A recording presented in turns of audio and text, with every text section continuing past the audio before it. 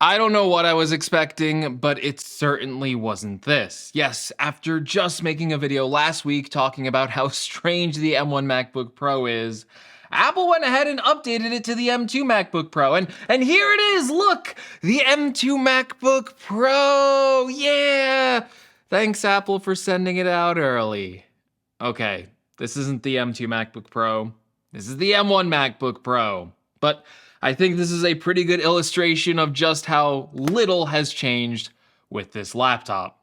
Well, not this laptop, but the M2 MacBook Pro. Because there are no design changes here between the old M1 MacBook Pro and the new M2 MacBook Pro. And at any other time in any other given update, this would have been totally acceptable. Spec bumps are done all the time, and honestly, what a lot of people just really wanted was a new faster M2 chip.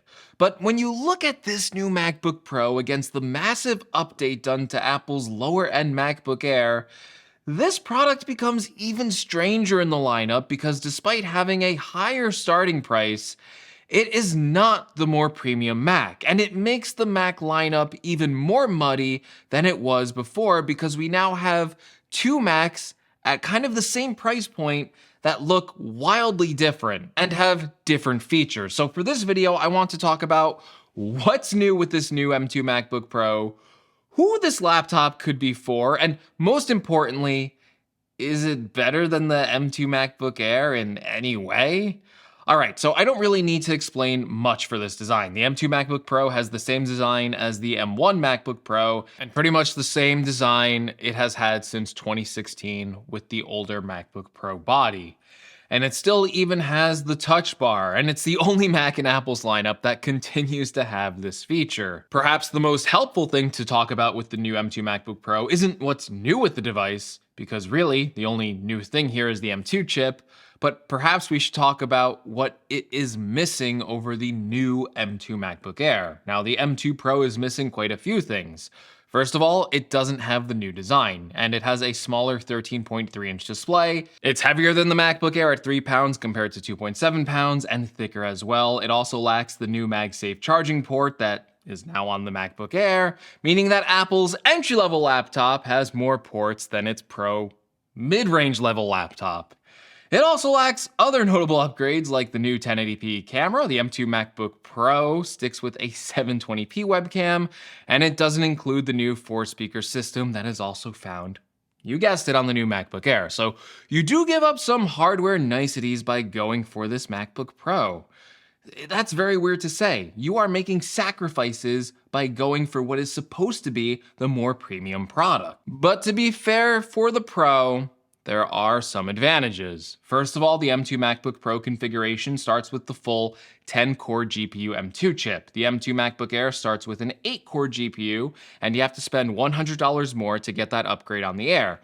Meaning that for the same chip that the MacBook Air has with that 10-core GPU, it actually has the same starting price as the MacBook Pro. If you spec them exactly the same, their price is exactly the same, and that even goes to the higher end configurations. If you spec the MacBook Air out all the way, the max price is $2,500. If you spec the M2 MacBook Pro out all the way, the maximum price is $2,500. What about other advantages? Well, the M2 MacBook Pro still has an active cooling system inside the machine, meaning it has a fan to help dissipate heat. This means that even with the same exact M2 chip, which both computers can get, it is very likely that the M2 MacBook Pro will be able to get even more performance over the M2 MacBook Air, just like it was able to on the M1 chips because of the active cooling system. The M2 MacBook Pro also has another advantage. It has longer battery life than the M2 MacBook Air. M2 MacBook Air is rated for 18 hours of battery life. The M2 MacBook Pro is rated for 20 hours of battery life. There you have it. Now, should you buy this M2 MacBook Pro next month when it goes on sale alongside the new M2 MacBook Air? No?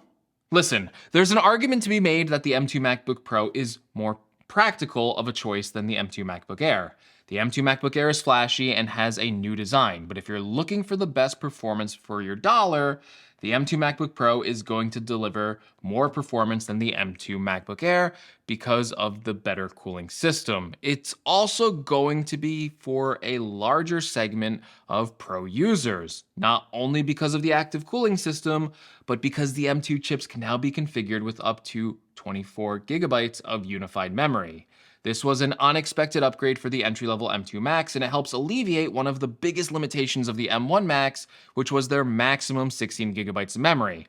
Having more memory means you can better utilize pro applications like Final Cut Pro for smoother editing, especially with longer 4K video projects, and it means you can have more apps open at once. So if you're one of those people that really didn't have a problem with the CPU or GPU power of the M1 chip, but ran into some of those memory constraints, well, these new M2 chips might actually help you out. So yeah, the MacBook Air may look cool, but the M2 MacBook Pro is so much more practical. Well, while that sounds good on paper, let's take a second look at the MacBook Pro and actually configure it together, shall we? So let's say we build out this M2 MacBook Pro with more pro specifications. So let's add 24 gigabytes of memory and 512 gigabytes of storage.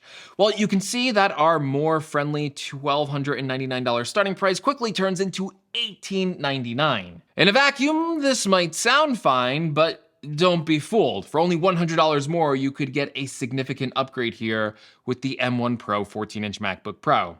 Now, yes, for this configuration of the 14-inch model, you do go back to 16 gigabytes of memory, but look at all the upgrades you get.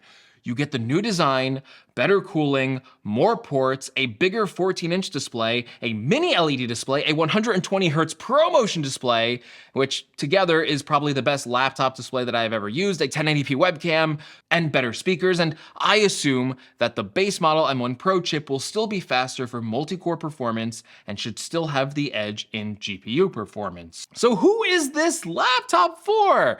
This M2 MacBook Pro, is it for anyone? Should anyone really buy it? I don't think so. On the lower end configurations, it feels like you should just go for the new M2 MacBook Air, which sports a number of improvements as well as a fresh new design.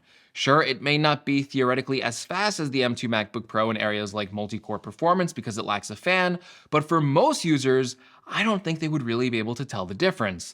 Then on the higher end, as you start speccing out this MacBook Pro for performance, well, you run up against another wall where you could just spend, in some cases, literally just $100 more and walk away with a much better laptop with the 14-inch MacBook Pro.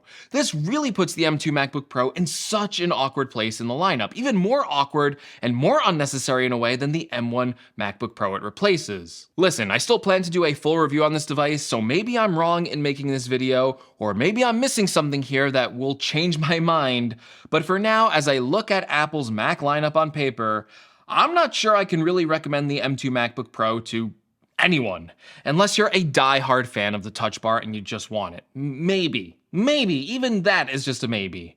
So don't be fooled, it looks like there's better Mac laptops out there, and I really think you should look at those options instead of ordering this. Alright everyone, hopefully you found this video helpful. If you did, leave me a like. If you want to see more, make sure you subscribe to the channel. A lot of content is coming your way because it's WWDC week. And as always, thank you so much for watching, and hopefully I will see you all in the next video. Take care, everyone.